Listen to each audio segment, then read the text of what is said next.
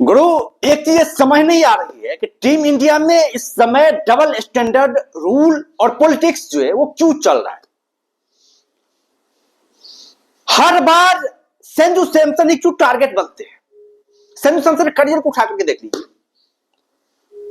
मतलब जब भी निशाना भारतीय सिलेक्टर्स को बनाना होता है किसी भी प्लेयर को, तो सीधे जाकर के निशाना जो संजू सैमसन के ऊपर लगता है।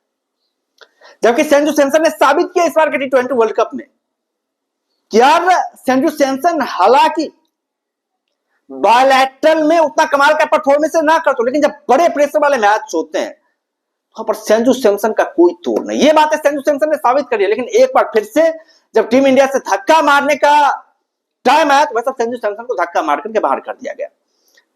जबकि भाई साहब आप जो है तिलक वर्मा को भी बाहर कर सकते थे, क्योंकि तिलक वर्मा का ही परफॉर्मेंस जो आ रहा है उस टाइप का परफॉर्मेंस नहीं आ रहा है।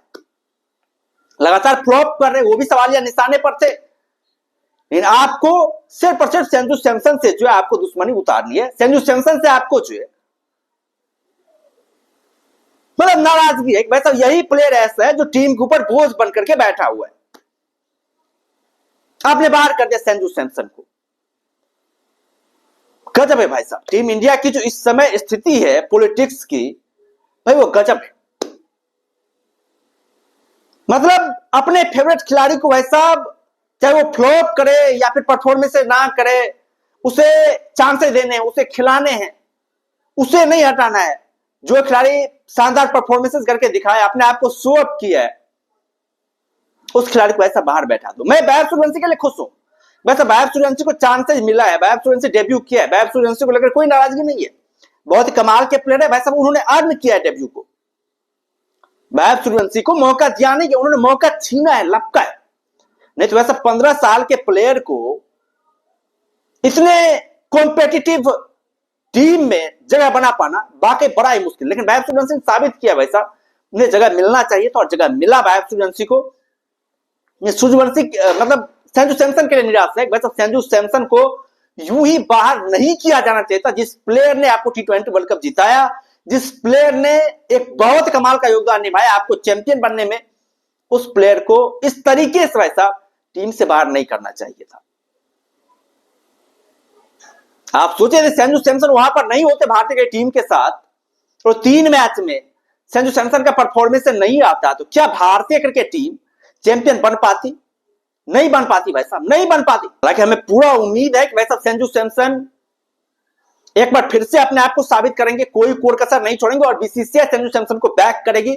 संजू सैमसन को एक बार फिर से चांस देगी, क्योंकि संजू सैमसन जैसे प्लेयर को वैसे ही दरकिनार नहीं किया जा सकता है।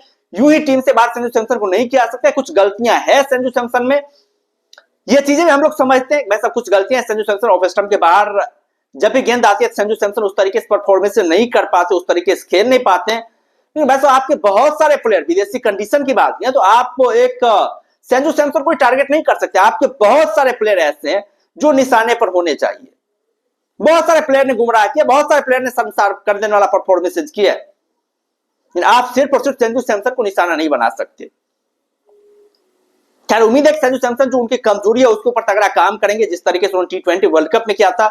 T20 वर्ल्ड कप में भी यही सिनेरियो बन रहे थे। वैसे संजू सैमसन को अब जो इंडियन के टीम में उनका वापसी कर पाना बड़ा ही मुश्किल हो जाएगा। अब संजू सैमसन वापसी नहीं कर पाएंगे, लेकिन फिर से संजू सैमसन ने वापसी की तो क्या धमाकेदार परफॉर्मेंस किया था, क्या गजब का परफॉर्मेंस किया था संजू सैमसन ने। मैं भी लूट ली थी संजू सैमसन, सबका दिल जीत लिया था संजू सैमसन ने अपने बल्लेबाजी के जरिए। और एक बार फिर से संजू सैमसन से ही उम्मीद है वैसा जोरदार परफॉर्मेंस करे, जोरदार मेहनत करे, अपने वीकनेस के ऊपर शानदार कमबैक करे और सारे के सारे जो आलोचक संजू सैमसन के बैठे हुए हैं, जो संजू सैमसन के ऊपर सवाल या निशान उठा रहे हैं, सवाल दाग रहे हैं संजू सैमसन के ऊपर, उन सारे हेटर्स का वैसा मुंह जो है अपने बल्ले से संजू सैमसन बंद कर दें। यह संजू सैमसन से उम्मीद है, यह संजू सैमसन से अपेक्षा है और वैसा कर देंगे संजू सैमसन। हालांकि संजू सैमसन के लिए ओपनिंग में जगह बना पाना बड़ा ही मुश्किल हो गया, क्योंकि वैभव सूर्यवंशी जिस टाइप का प्लेयर है ना भाई, वो अब जल्दी किसी प्लेयर को उस पोजीशन पर आने देगा नहीं। हालांकि शुरुआत उस तरह की नहीं हुई वैभव सूर्यवंशी की, लेकिन वैसे वो प्लेयर ऐसा है जो कमाल का परफॉर्मेंस करेगा, बेहतरीन परफॉर्मेंस करेगा। आने वाले मैचों में वैसा गदर मचाएगा ये प्लेयर। तो अब संजू सैमसन के ओपनिंग पोजीशन वैसा मतलब अब मिलना जो बड़ा ही मुश्किल हो चुका है।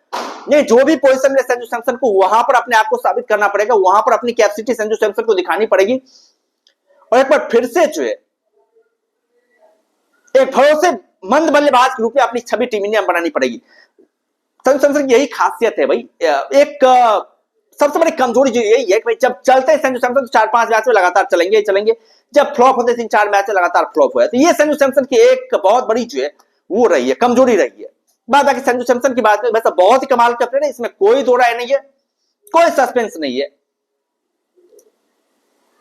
और ये भी सस्पेंस नहीं है वैसा उन्हें दोबारा चांसेस नहीं मिलेंगे, ये भी कोई डाउट नहीं, उन्हें दोबारा चांसेस मिलेंगे, उन्हें दोबारा अवसर दिए जाएंगे संजू सैमसन। तिलक वर्मा को लेकर के लग रहा है तिलक वर्मा क्यों इतना सपोर्ट किया जा रहा है, क्यों इतना वो किया जा रहा है भाई। आपके रैयत पाटीदार, पहले रैयत पाटीदार और तिलक वर्मा के बीच में भाई ये बातें चली थी कि रैयत पाटीदार को जो है टीम इंडिया में तिलक वर्मा की जगह पर लिया जा सकता है और बाकी काफी कमाल का परफॉर्मेंस किया था। रैयत पाटीदार से तिलक वर्मा की तुलना कर लीजिए आईपीएल में जिस तरीके से रैयत पाटीदार ने अपने आप को संभाला था, जिस तरीके से परफॉर्मेंस किया था भाई, बाकी कमाल का परफॉर्मेंस किया था। कैप्टनशिप भी काफी कमाल की करी थी पिछले 2 सालों में, जिस तरीके से कैप्टनशिप करी है आरसीबी की टीम के लिए, तो वाकई दमदार कैप्टनशिप करी, बल्लेबाजी भी काफी कमाल करी, स्ट्राइक रेट भी काफी कमाल करे पाटीदार का। लेकिन वैसा उन्हें ना चुनते हुए तिलक वर्मा को जगह दिया गया। अब तिलक वर्मा को वाइस कैप्टन बना दिया गया, तिलक वर्मा को हटाया नहीं जा रहा है।